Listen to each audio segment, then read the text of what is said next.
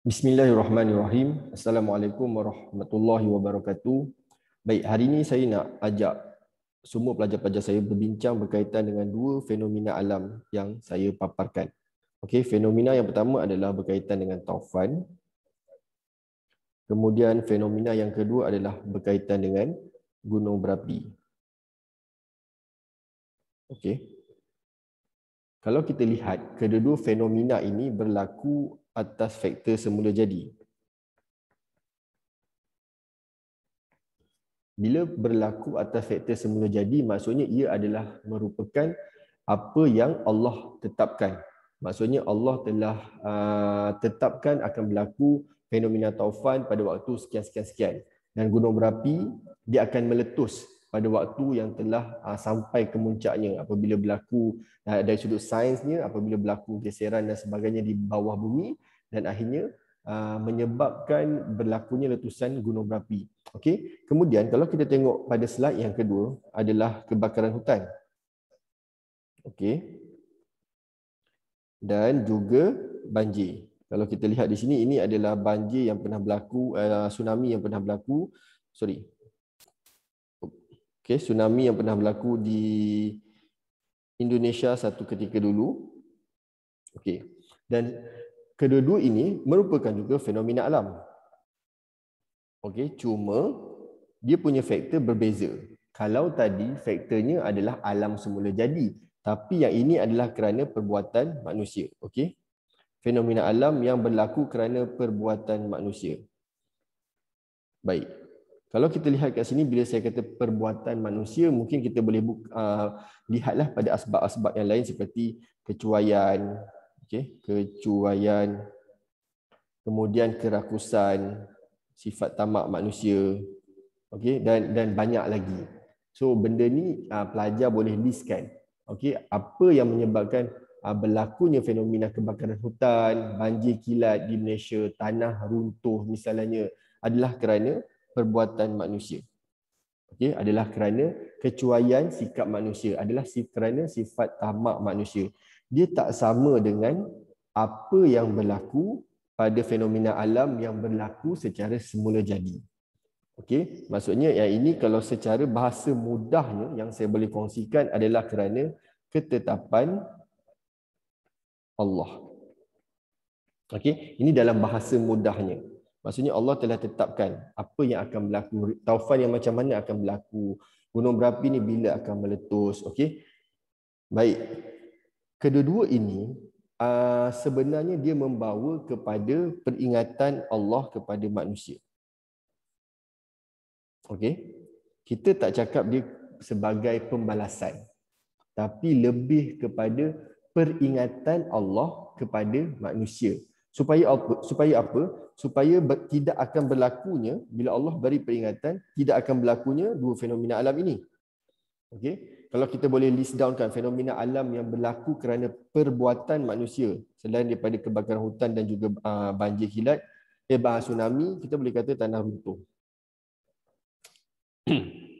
Kemudian kita boleh kata apa lagi yang menyebabkan kecuaian manusia? Tanah runtuh, kebakaran hutan, banjir, boleh juga kita kata gempa bumi.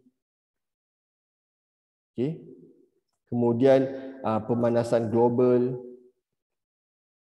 Alright. So ini semua berlaku kerana Allah nak bagi tahu dekat manusia, setiap perbuatan kita ada balasan. Apa yang kita lakukan ada balasan. Setiap perbuatan baik, Allah akan balas baik. Setiap perbuatan yang negatif, Allah akan balas dengan yang jahatlah. Setimpal sesuai dengan apa yang kita lakukan. Berbeza dengan faktor alam semula jadi. Allah nak beri peringatan pada kita. Peringatan supaya apa? Yang pertama, Allah Maha Berkuasa. Okey? Sebab semua yang ada adalah milik Allah. Itu yang pertama. Yang kedua, peringatan yang macam mana supaya kita jangan leka lah. Okey? Jangan leka. Kita sibuk buat pembalakan haram, kita sibuk ambil tanah daripada ambil pasir daripada sungai untuk siapkan binaan kita. dan akhirnya benda itu boleh menyebabkan kerosakan muka bumi. Bila berlaku kerosakan muka bumi, itulah yang akan menyebabkan berlakunya bencana-bencana alam yang lain.